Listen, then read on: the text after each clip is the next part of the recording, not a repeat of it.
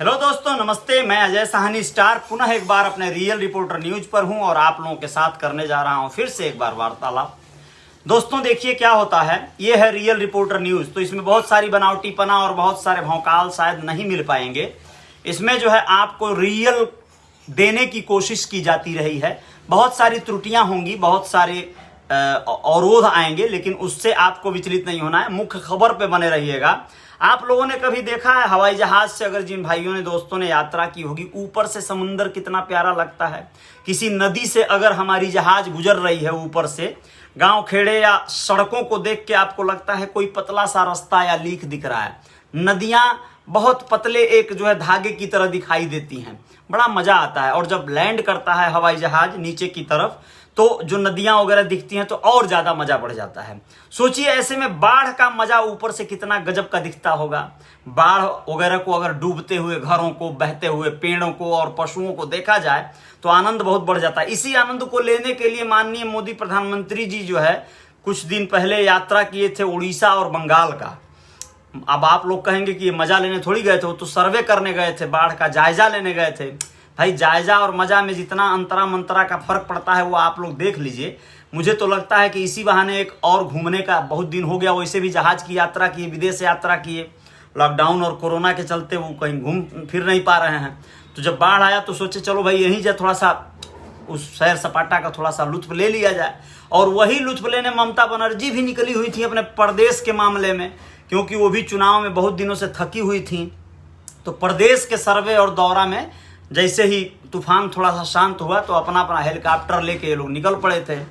अब ये पहुंचे उड़ीसा में, जाके जम के तारीफ किया भाई उड़ीसा गवर्नमेंट तो बहुत तैयारी कर ली थी, बहुत बढ़िया जो है काम की थी बचाव का। यहाँ के लोग, यहाँ के स्टाफ, यहाँ के राज्य सरकार जो भी है बड़ा बढ़िया सजग है।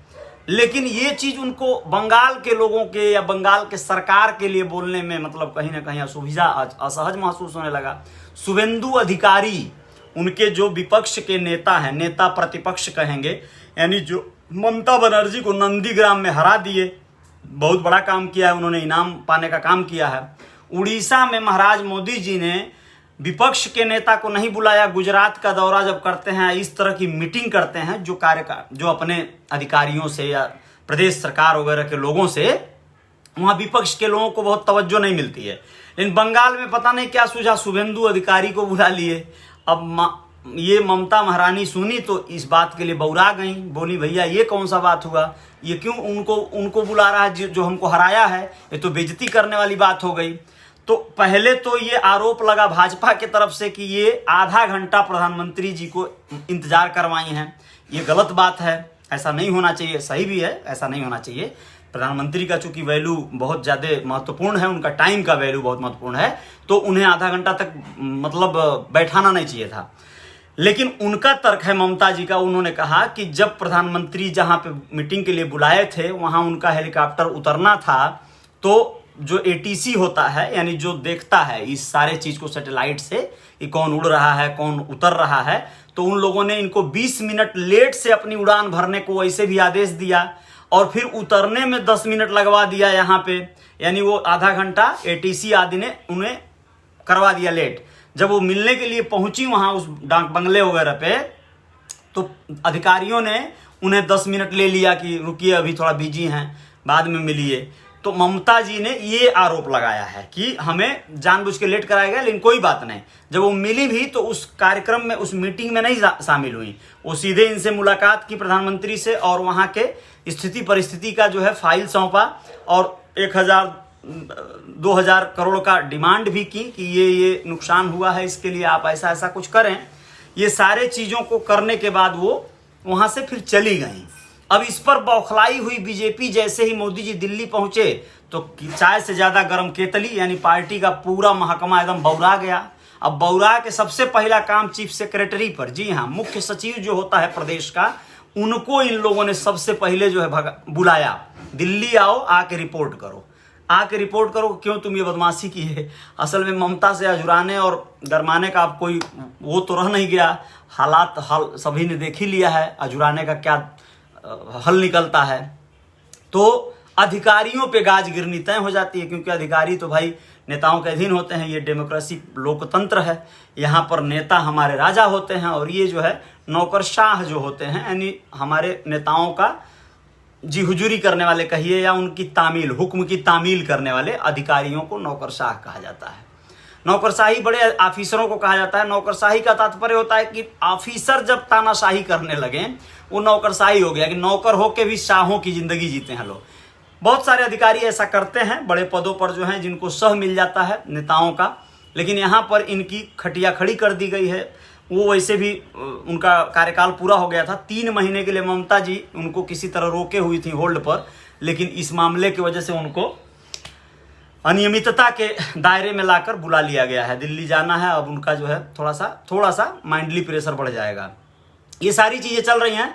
राजनीति में ये उठापटक नहीं होना चाहिए था, क्योंकि उसका कारण ये है कि वो अब इतना बड़ा मसला क्यों बनाने का, इतना बड़ा बात क्यों बनाना है।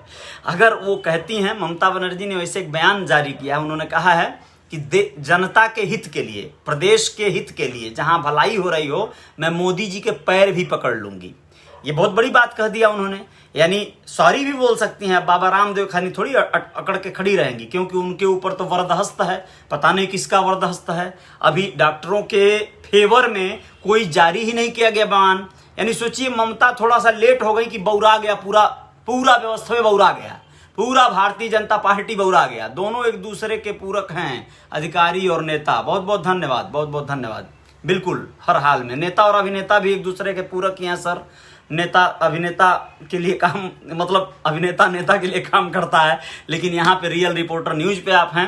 यहाँ पर नेताओं की बजेगी बैंड और अधिकारियों से भी लेंगे अपन पंगा। लेकिन क्या है कि एक समय के साथ चलना होता है। जैसे नहीं होता कि बचपन में कोई बच्चा जैसे जैसे बड़ा होता है तो स्ट्रांग होते जाता है, तो वो धीरे धीरे घर में अपने बड़े भाइयों से, बहनों से लड़ता है, फाइट करता है और मुकाबले करता है। लेकिन छोटा रहता है तो गिर जाता है, ढुलमुल होता है ना। तो ये सारी चीज़ें चलती रहेंगी। बहुत अच्छी बात है, बहुत बहुत शुक्रिया।